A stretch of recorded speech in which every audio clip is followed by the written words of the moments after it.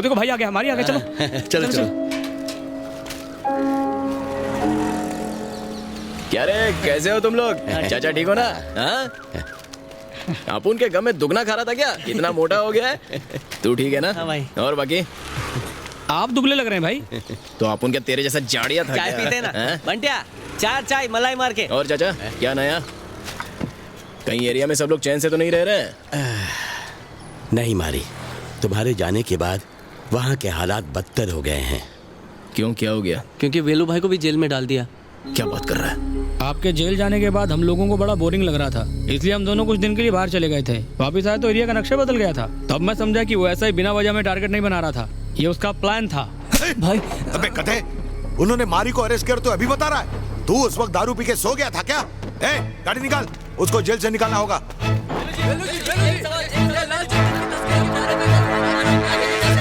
Sir, आपके जो इल्जाम लगे वो सच है? हमें इन्फॉर्मेशन मिली है कि यहाँ पर लाल चंदन का इलीगल बिजनेस हो रहा है। ये रेवेन्यू डिपार्टमेंट के ऑफिसर्स हैं और ये सर्च वारंट लेकर आए हैं। किससे बात कर रहा मालूम है क्या? चुप कर, सामने मीडिया है। सर्च पूरा होने से पहले मीडिया वाले कैसे आ गए?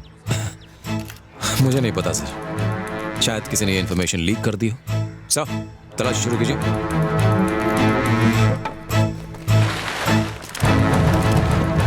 टीवी पर वेल्लू के अरेस्ट की खबर देखकर उनके साथी और मंत्रियों ने उनसे मुंह मोड़ लिया था। कोई भी उनकी बेल के लिए आगे नहीं आया। लेकर चलो इन्हें। पूरे एरिया से गुंडागर्दी खत्म करने की वजह से अर्जुन का रुतबा काफी बढ़ता जा रहा था। वहाँ हर कोई खुश था, लोग अर्जुन को बहुत इज्जत देने लगे थे भाई। एक रात अर्जुन उस एरिया में आया, वो कोई प्लान बना कर आया था। आप लोगों ने टीवी पर लाल चंदन के स्मगलर्स के अरेस्ट होने की खबर तो देखी होगी। फॉरेस्ट डिपार्टमेंट ने उन लकड़ियों को लीगल तरीके से एक्सपोर्ट करने का फैसला लिया है। इस काम के लिए उन्हें बहुत सारे मजदूरों की जरूरत है। मुझे लगा कि ये बहुत अच्छा मौका है यहाँ के बेरोजगारों को काम दिलवाने का। जो लोग काम करना चाहते हैं अपना नाम लिखवा दें। अर्जुन सर जो कह रहे हैं ना, हमारे भले के लिए कह रहे हैं। चलो अपने नाम लिखा दो। ये काम खुद चलकर तुम्हारे पास आया है, जाओ जाकर अपना नाम लिखवा दो। तुम क्यों खड़े हो? चलो नाम लिखाओ। बापू चलना, नाम लिखवाते हैं। ए रहने दे, इन खाकी वर्दी वालों पे मैं भरोसा नहीं करता।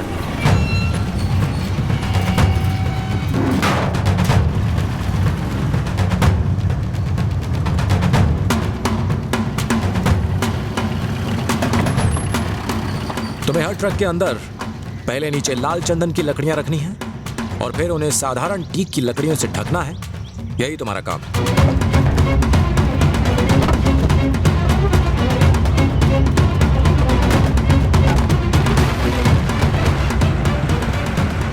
लोग बिना सवाल किए दिन रात यहाँ काम करते रहे। दिन में तो ट्रकों में लोडिंग का काम चलता था और जैसे ही रात होती सारे ट्रक गोदाम के बाहर निकल जाते। और उसी रात कुछ सरकारी लोगों ने गोदाम पर रेड मार डाला।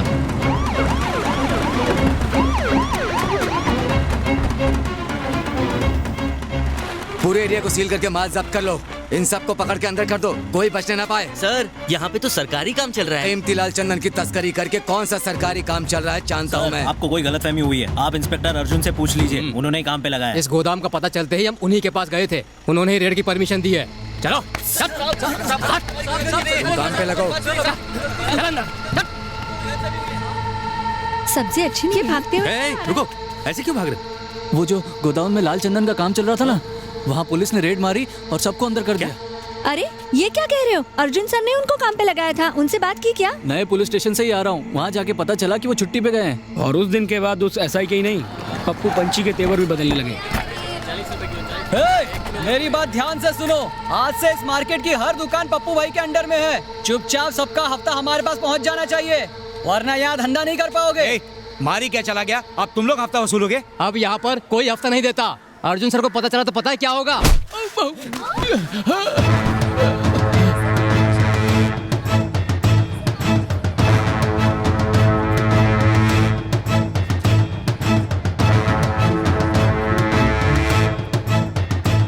बिल्कुल सही कहा तूने। अर्जुन को पता चल गया तो वो छोड़ेगा नहीं। किसी और के मन में भी डाउट है क्या? आज के बाद इस एरिया में मारी का नाम कोई नहीं लेगा। जो मैं कहूंगा वही यहाँ का कानून होगा। और उसी दिन अब उनको पता चला कि ऐसे ही अर्जुन और पप्पू पंची आपस में मिले हुए थे। सर, आपने तो कहा था ये सरकारी काम है, लेकिन पुलिस तो कह रही है स्मगलिंग का काम है। हाँ मैडम, मैंने उन्हें स्मगलिंग के लिए ही भेजा था। ये सब मेरी और पप्पू की प्लानिंग थी। अगर मैं पहले ही बता देता तो क्या तुम लोग इसके लिए तैयार होते? हम ये पहली बार कर रहे थे, बात कहीं से लीक हो गई और उसी वजह से रेड पड़ गई। सर, अगर आप गवाही देंगे कि वो बेकसूर हैं तो वो जल्दी छूट जाएंगे सर। क्यों नहीं, वो तो छूट जाएंगे, मैं अंदर हो जाऊंगा। चलो निकले यहाँ से। सर, मैंने आपकी मदद की क्योंकि आप मुझे एक अच्छे इंसान लगे। आप इन सब की बातों में आकर ऐसा कैसे कर सकते हैं? मैं इनकी बातों में नहीं आया, ये सारी प्लानिंग मेरी खुद की थी। वेलू और मारी को अंदर क्यों करवाया पता है? ताकि हम दोनों उनकी जगह ले सकें। और मारी का केस रीओपन करने के लिए मैंने तुमसे इसीलिए कहा था। रही बात तुम्हारी, मारी की गिरफ्तारी के बाद अब हमारे काम की नहीं रही, इसलिए फालतू के सवाल मत पूछो और जाओ यहाँ से। नो, मैं चुप नहीं बैठने वाली। क्या कर लोगी? हाँ, क्या कर लोगी? सर, आप ये ठीक नहीं कर रहे हो। आर्नोल्ड, दफा करो इन्हें। सर, मेरा ऑर्डर सुना नहीं? बेचारे मजबूर हैं, हमें इनकी मदद करनी चाहिए। आर्नोल्ड, जो मैं कह रहा हूँ वो करो, निकाल के बाहर फेंको इन्हें। शुरू से उन लोगों का प्लान आपको और वेल्लू भाई को इस एरिया से बाहर निकालने का था मारी भाई, ताकि लाल चंदन की स्मगलिंग का कंट्रोल अपने हाथ में ले सके और इधर का राजा बन जावे।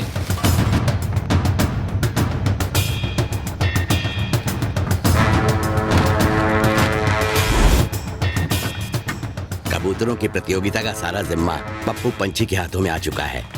अब यहाँ ईमानदारी और नैतिकता जैसी चीजों के लिए कोई जगह नहीं रह गई है। यहाँ जज लोग तो पैसे लेकर फैसला दे रहे हैं, इसीलिए बहुत से पक्षी प्रेमी इन रेसेस से दूर रहने लगे हैं।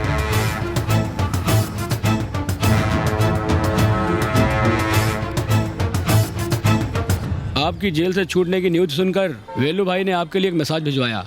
उन्होंने आपको ये एरिया छोड़ने के लिए कहा ताकि आप सेफ रह सकें। ठीक है, तो आप उनका एरिया छोड़ दें। और कर भी क्या सकते हैं? अब अगर वेल्लू भाई खुद भी यही चाहते हैं तो हम लोग कौन होते हैं उनसे बहस करने वाले? मेरे सारे कबूतर वहाँ से ले आओ, और सारा सामान भी।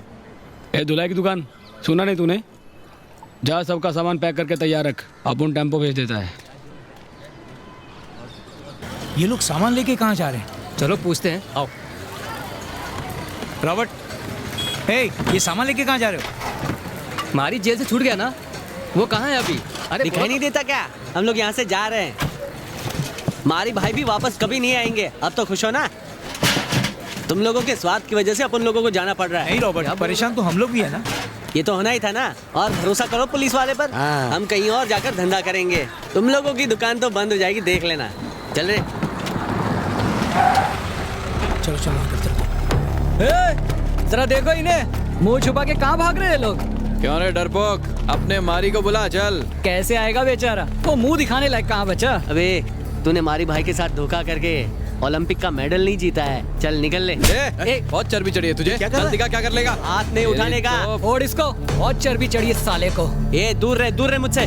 मारी तो तेरी रोज ही धुलाई करता था ना, और तू चुपचाप मार खाता था। हाँ। चल मार साले को। आज मैं मारूंगा और तू मार खाएगा। अब जाने दो इसे। चल साइड में चल। चल रहे।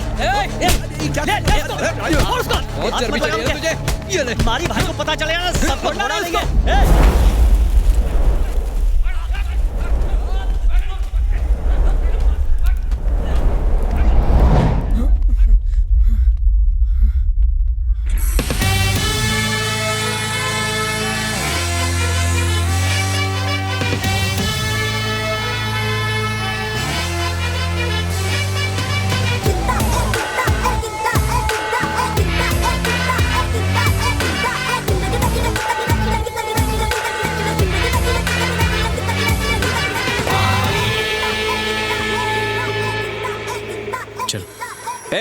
मारी आया तो खिसक रहा है।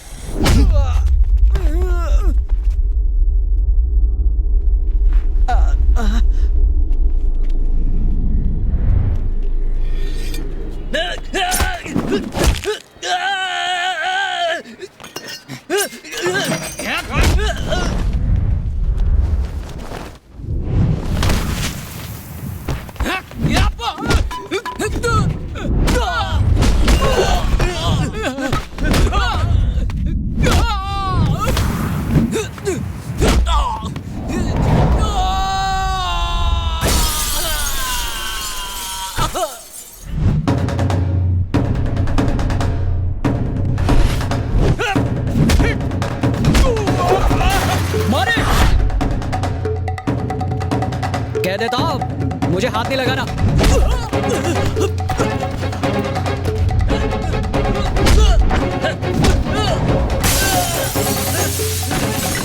अबे काले गेंडे, बहुत ही इतरा रहा था ना। अब क्या सारी हवा निकल गई। तेरी